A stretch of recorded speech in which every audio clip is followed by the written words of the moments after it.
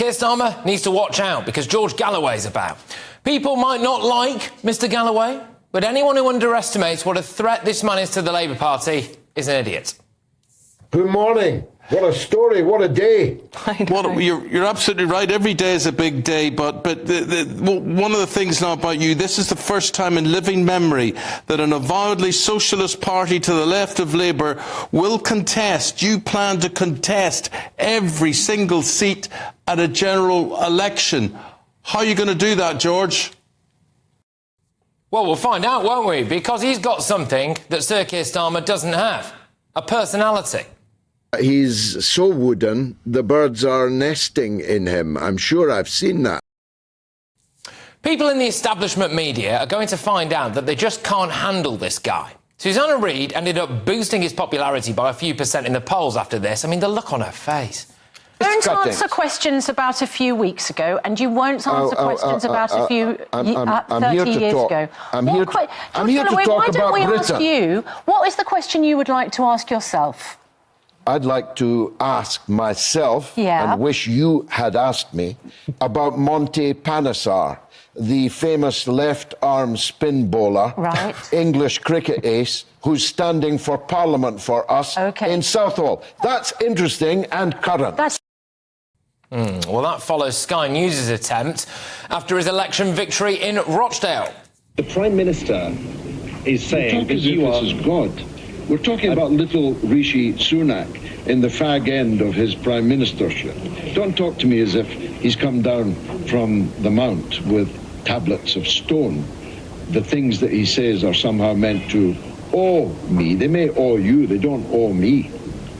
A lot of people have just watched what the Prime Minister said. This is your opportunity to respond to what he said. Well, he says that there are forces here at home trying to tear us apart. He is implying you are a divisive figure. You have run an election campaign that has tried to appeal, particularly, not entirely, to one section of the community. Who won the election? There are several Labour big hitters who are massively vulnerable, like Angela Rayner. Let me take Aroma and Angela Rayner. Her majority is 4,000.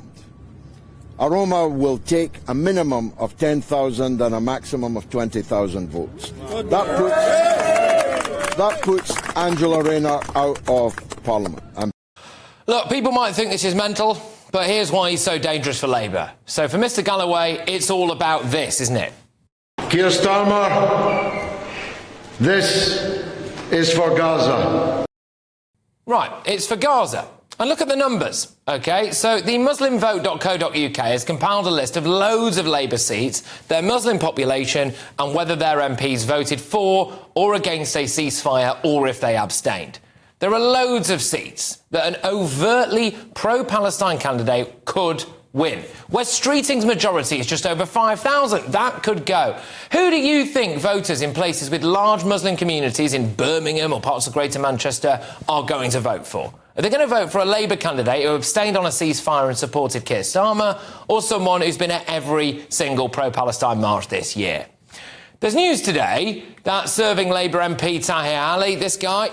Therefore, is it now not the time for the Prime Minister to admit that he has the blood of thousands of innocent people on his hands?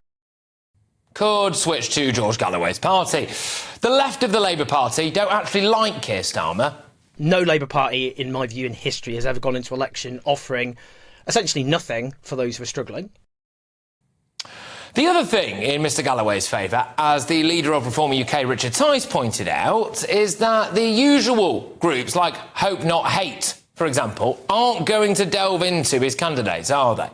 What their history is.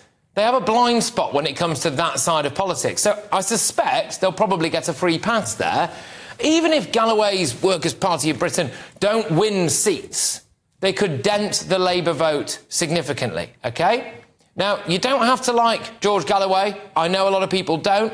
Now, if you still don't think, though, that George Galloway is a threat to Keir Starmer, what you have to ask yourselves is this. Who would win in a debate between Mr Galloway and Sir Keir?